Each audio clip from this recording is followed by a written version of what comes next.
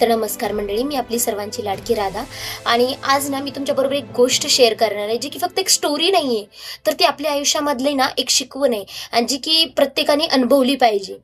आपण ना नेहमी प्रत्येक गोष्टीला रिॲक्ट करत असतो.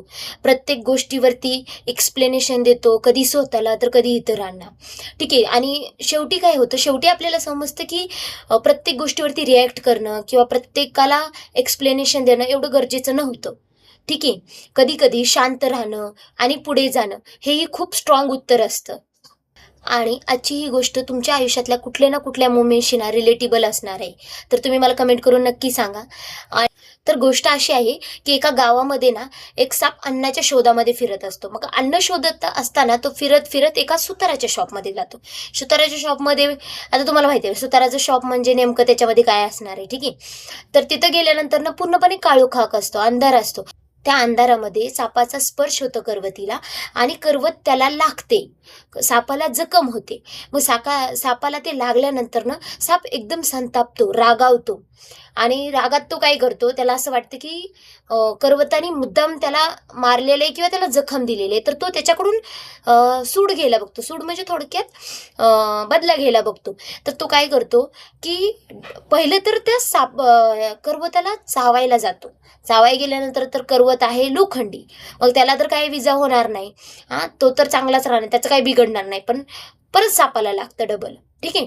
त्यानंतर ना साप अजून संतापतो. त्याचा राग काही कमी झालेला नसतो. मग तो रागात काय करतो, पूर्णपणे त्या करवताला पिळा घालतो.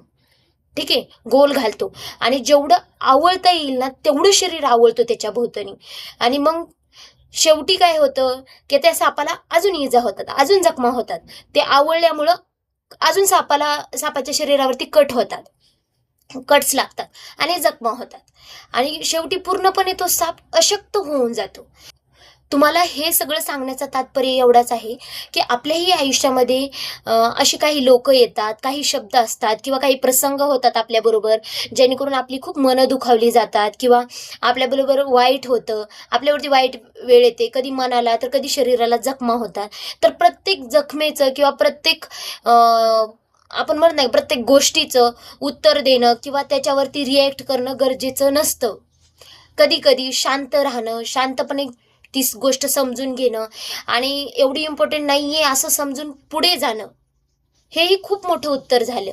कारण समोरच्याला हरवण्याच्या नादात आपण कधी-कधी ना स्वतःला खूप त्रास किंवा खूप इजा करून घेतो. ठीक आहे. प्रत्येक लढाई जिंकणं गरजेचं नसतं. कधी-कधी त्या लढाईतून जिवंत वाचणंही गरजेचं असतं. ठीक आहे. चला तर मग भेटूया नेक्स्ट व्हिडिओमध्ये. राधे राधे.